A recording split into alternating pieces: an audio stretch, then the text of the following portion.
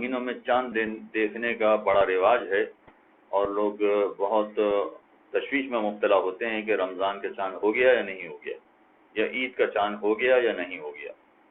اس سلسلے میں مجتہدین کرام کے درمیان اختلاف بھی بہت ہے۔ کچھ مجتہدین یہ فرماتے ہیں کہ اگر پوری دنیا میں کہیں بھی چاند نظر آ جائے تو آپ کے نزدیک بھی چاند ثابت ہو جائے گا، لہذا اگر رمضان کا مہینہ ہے تو آپ روزہ رکھنا شروع کر دیں، اور عید کا چاند ہے تو ایسی صورت میں عید منائیں۔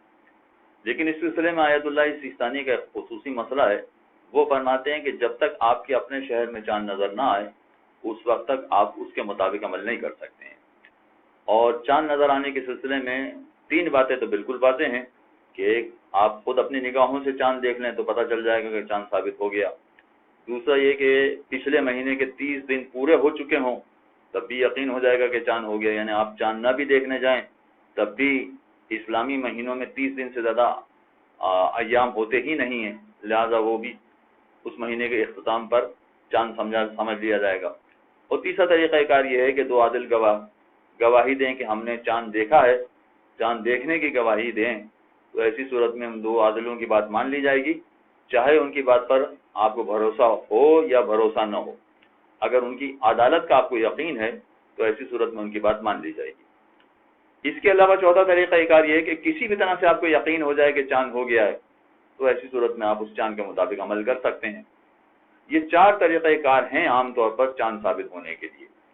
اب اس سلسلے میں آیت اللہ سیستانی نے خصوصی بات یہ کہی ہے کہ اگر فرض کیجئے کسی اور مقام پر چاند نظر آتا ہے اور آپ کے یہاں چاند نظر نہیں آیا ہے تو ایسی صورت میں کیا ہمارے یہاں عید مانی جائے گی یا رمضان کا روزہ شروع ہو جائے گا یا نہیں؟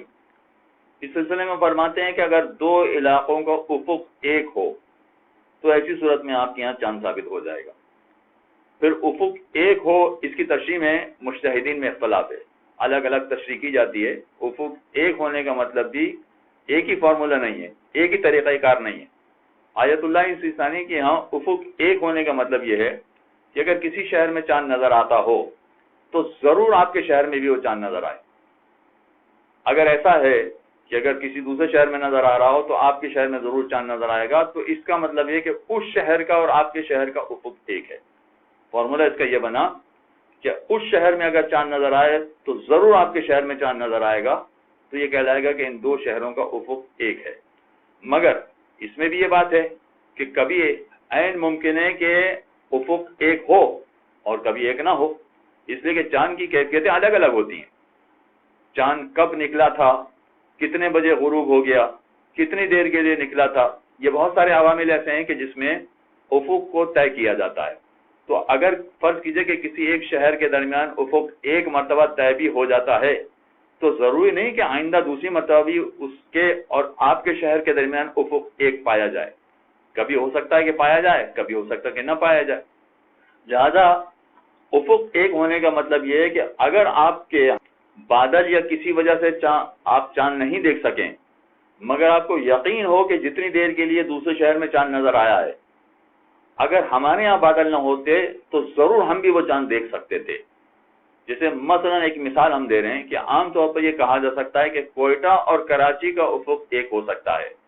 اگر کوئٹہ میں چاند نظر آئے تو عام طور پر کراچی میں چاند نظر آتا ہے، مگر اگر فرض کیجئے کہ لاہور میں چاند نظر آئے تو کراچی والوں کے لیے چاند ثابت ہو، یہ ضروری نہیں ہے، یا پشاور میں چاند نظر آئے تو کراچی والوں کے لیے چاند ثابت ہو جائے، یہ ضروری نہیں ہے۔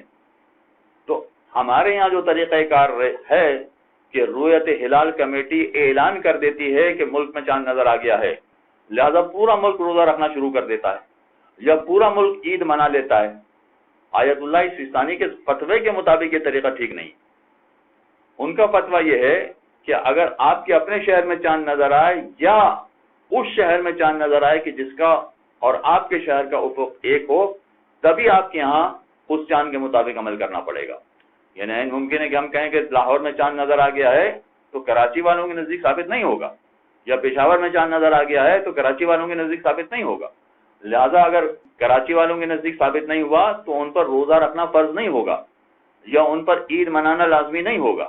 ان کو اپنے شہر کے اعتبار سے دیکھنا پڑے گا یا اپنے افق کے اعتبار سے دیکھنا پڑے گا اور اس کے مطابق چاند کے طریقے پر عمل کریں۔